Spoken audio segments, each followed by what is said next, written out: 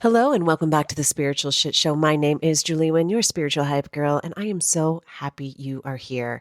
This podcast is a follow-up from the previous one on self-love, and I just want to say this as clearly as I can. The whole journey, all of it, is learning how to love yourself. Not to fix yourself, not to perfect yourself, not to better yourself, not to become some ideal, healed, enlightened version of yourself. Just learn how to love yourself. These spiritual practices seem so easy, but they're so hard. And I want you to think about this. When you really zoom out for a second and you start to realize how wild it is that you're even here, the chances of you being born are about 1 in 400 trillion. Like you, right now, listening to this, are literally a statistical impossibility. And you, one of one, there will never be you again. There has never been you before in this form. Like you're it. The way you experience life, the way you feel life, the way you create your life, it's you. And it's so unique. There has never been you before. There will never be you again. So why would your life be about becoming someone else?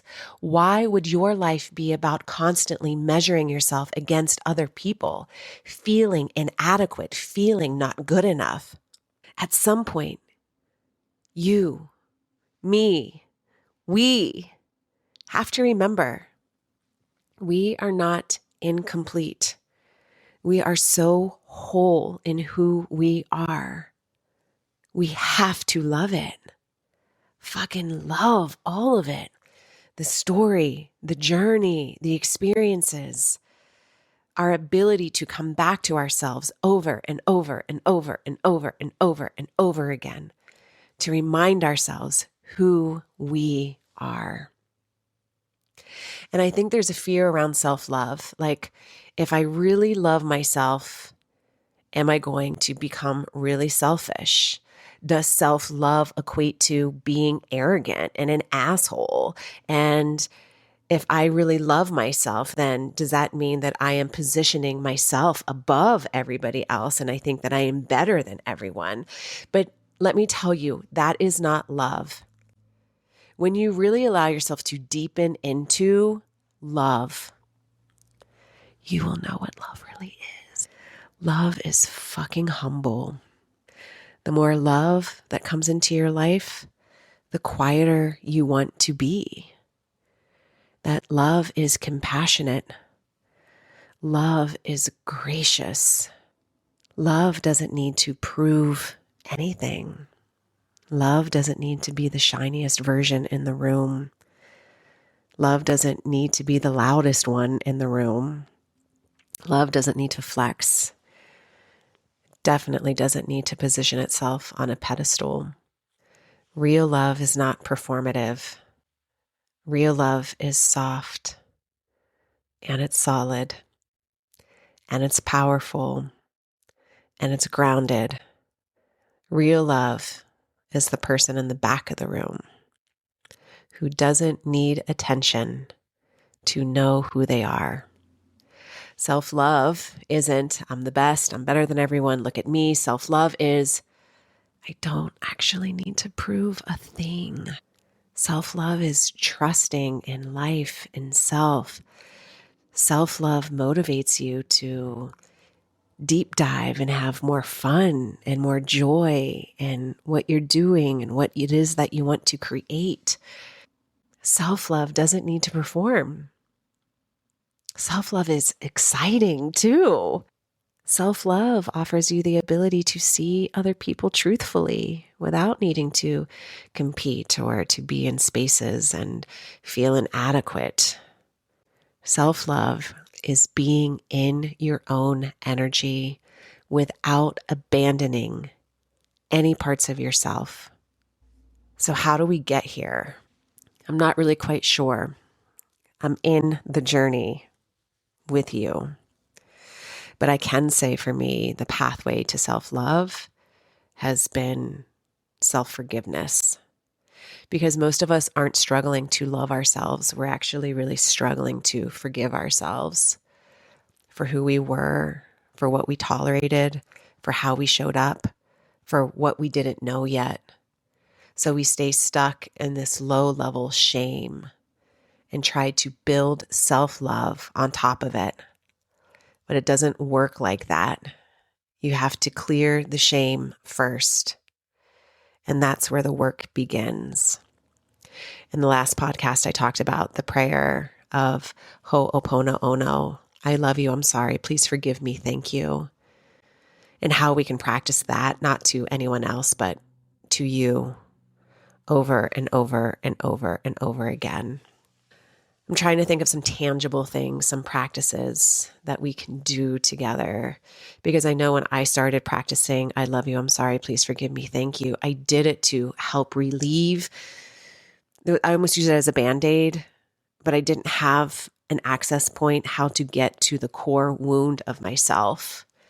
And so we can do these practices, but until we get underneath of it all and really have the courage to hold compassionately these parts of our past or these parts of our experiences that are truly the core wound that's kind of still in us, which can be hard to hold. And, that requires sometimes like crying,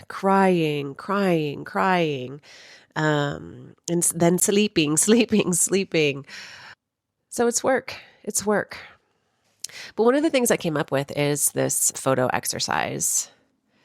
So I want you to go back and just look at old pictures of yourself, old photos, recent photos, it doesn't matter. And I want you just to notice, what's your first reaction? When you look at pictures taken of yourself, do you cringe? Do you judge? Do you pick yourself apart? I do. Guilty. Or can you say, oh my God, look at me living my life? Or, oh, that was such a great, beautiful memory. I'm so happy that was captured. Or, this picture brings me so much gratitude. I know for myself, when I look back at photos of myself now, I'm like, oh my gosh, I was so skinny. I was so beautiful. I was so young. I look amazing. Look at my life. Look at all the fun things I've done. And at the exact same time, I know in that photo, I was suffering so much inside because I didn't feel loved. I didn't feel like I was enough. I felt completely broken. My life was shattered. And so the question becomes, if you couldn't see your beauty then, what makes you think you're seeing yourself and your beauty clearly now? The work is learning how to see yourself clearly in your truth. If you look at a photo and cringe, pause and try this. This photo brings me so much gratitude. That's me doing my best. That's me living my life. That's me worthy of love and worthy of that experience. Self-love isn't just about how you treat yourself today. It's about how you choose to hold, to see, to love every version of you. I also love this exercise from the past podcast too, of writing yourself a letter, maybe, dear, your name.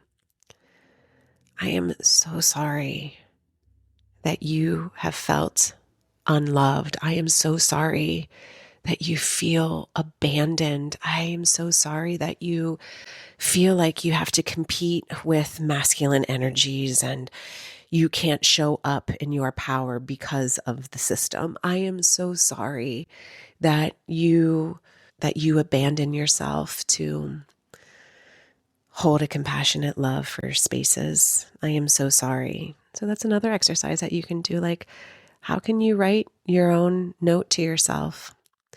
I love you. I am so sorry.